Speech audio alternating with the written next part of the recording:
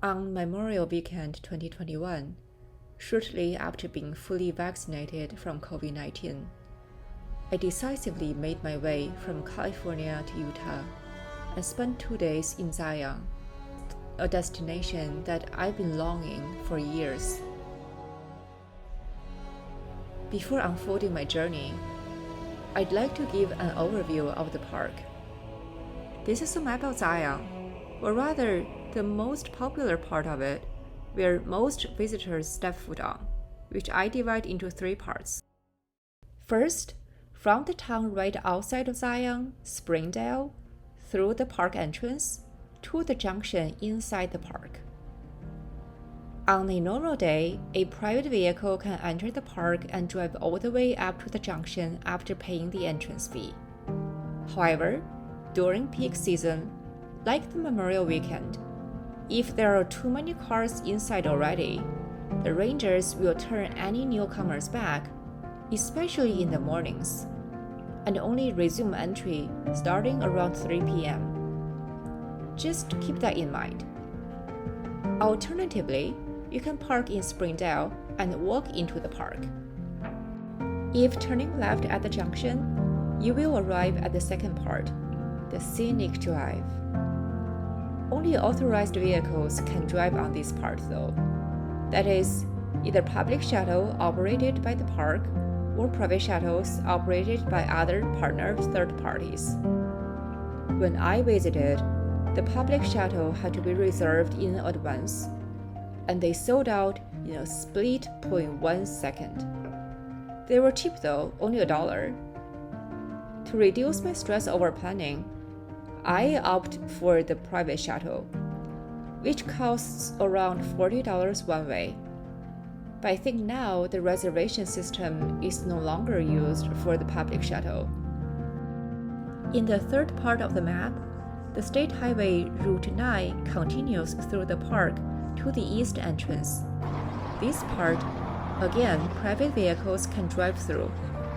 It offers some majestic views of the park and the famous Zion Mount Carmel Tunnel. On the first day, I started off from Springdale and took the private shuttle to Grotto. The shuttle operator was kind and knowledgeable, telling us about the amazing geological formation of Zion along the way, which I've linked to some references in the description box. Pay attention right after the shuttle turns left at the junction. You will spot the majestic 3 patriarchs. My original plan was to hike up Angel's Landing. However, upon arrival at the Grotto stop, which is also the trailhead leading to Angel's Landing, I immediately changed my mind.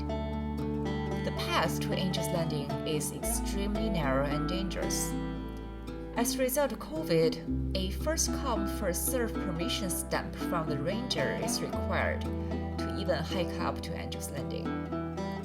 The line for the stamp, however, was so long and it was barely even moving. So, my last-minute change-up plan was to hike up Scout Lookout instead.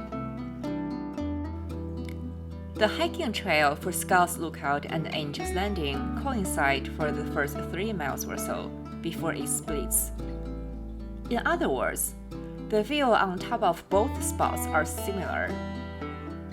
This hike was the most strenuous among all the ones I did in Zion. Thankfully, I started very early in the morning, around 8 a.m. when there was plenty of shade on the way up. The elevation gain is rapid on this hike.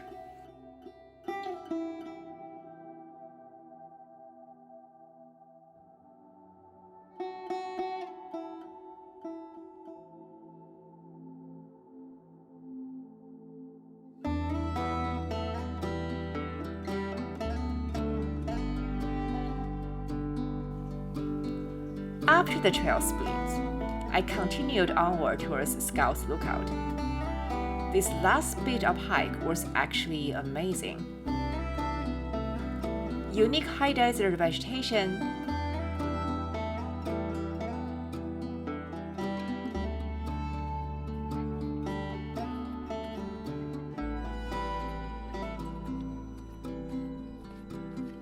a chance to admire fellow hikers taking on Angel's Landing from afar,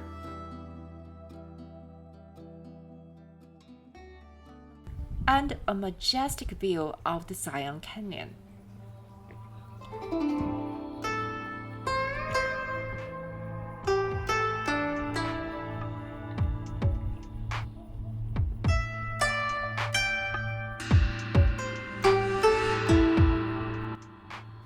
So it's fair to say, the hike up that took almost 3 hours did pay off in the end. In comparison, the way down was a breeze. And it only took me around an hour back to the shadow stop. Nonetheless, I couldn't imagine how hard it must have been if starting the hike later in the day without any shade on the way up.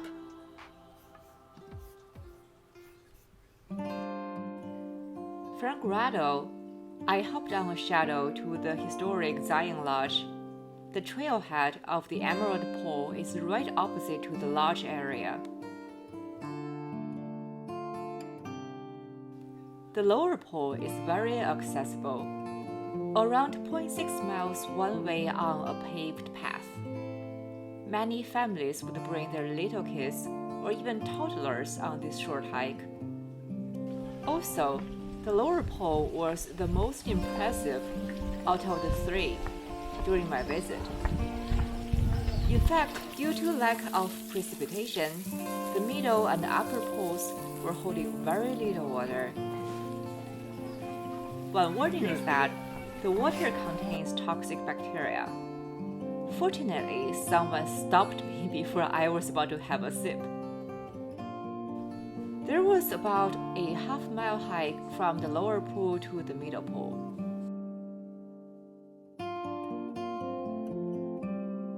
I had to climb over rocks and trek through narrow corridors where people had to wait for their turn.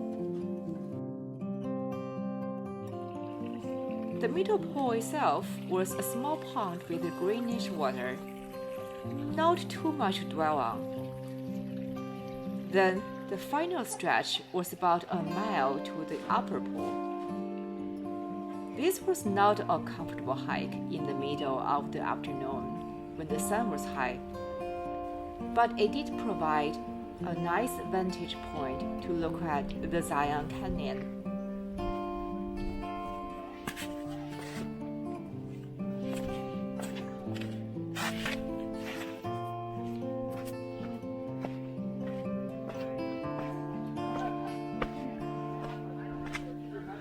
The upper pool, similar to the lower one, is surrounded by cliffs with a bolder foothill.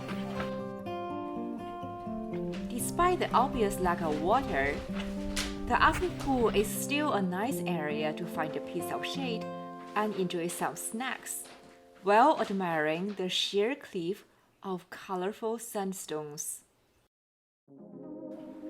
Upon returning to the lodge, I took the shuttle again back to the park entrance. The Watchman Trail starts here and it's about 3 miles. It's worth mentioning that no shuttle ride is needed to reach Watchman. Therefore, it can be a great choice if you are seeking a quick, easily accessible hike. The first part of the trail was a leisure walk along the Virgin River.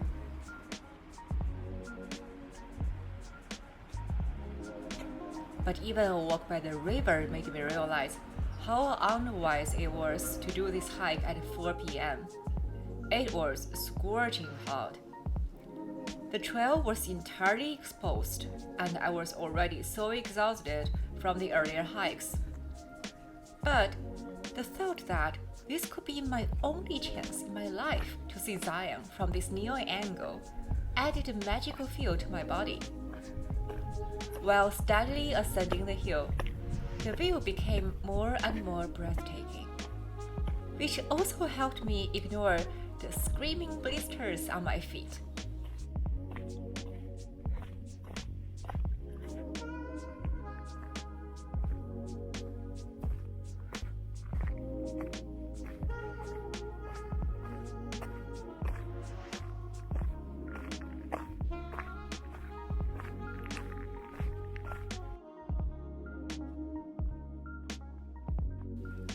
Finally, at the end of the trail, there was a small loop, like a walk in the garden, that offered different views of Zion and Springdale.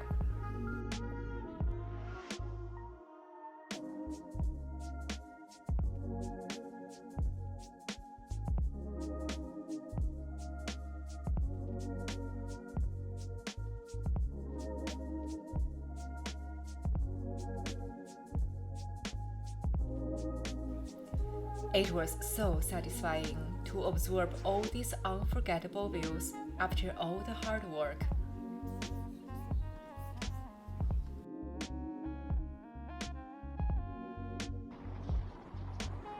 Having descended from the Watchman summit, I walked back to my car, parked at the private shuttle parking lot, and drove through the park along Route 9, exploring the tunnel and appreciating the canyon during the golden hour. At the junction bridge, there seemed to be a prime photography spot for capturing the mesmerizing sunset.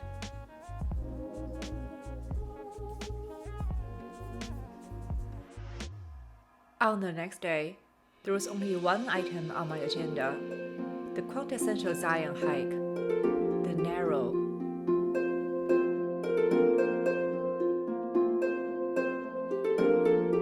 First, let's talk about the route.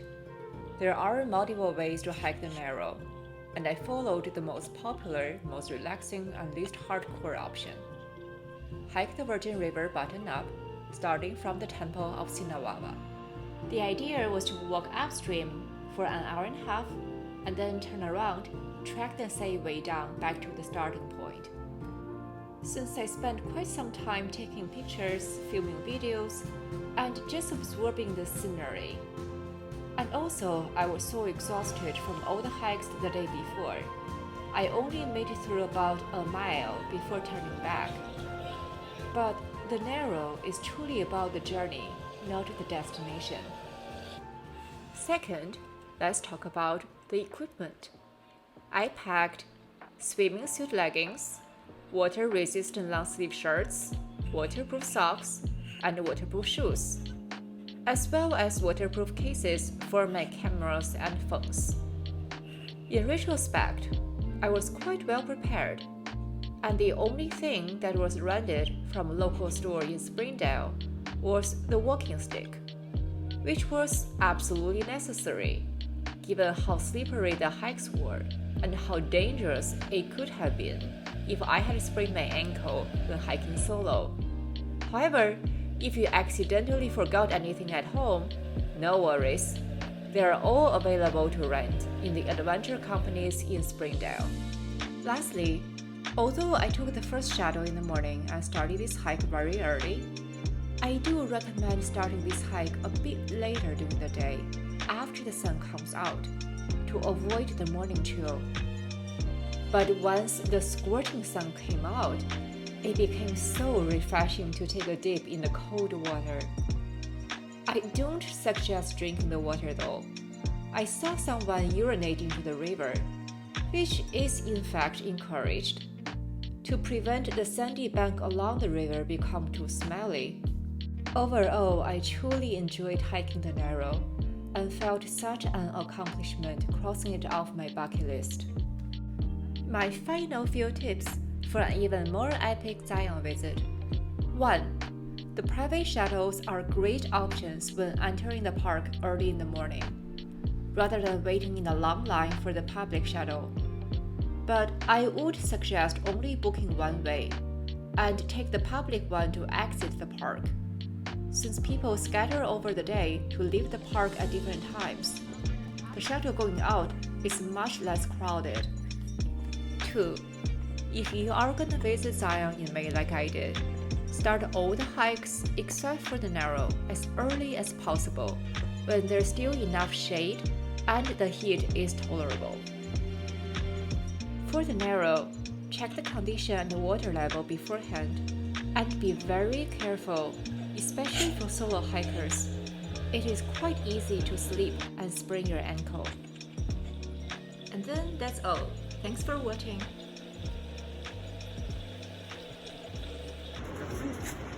Follow my finger. Don't sing, otherwise you'll go.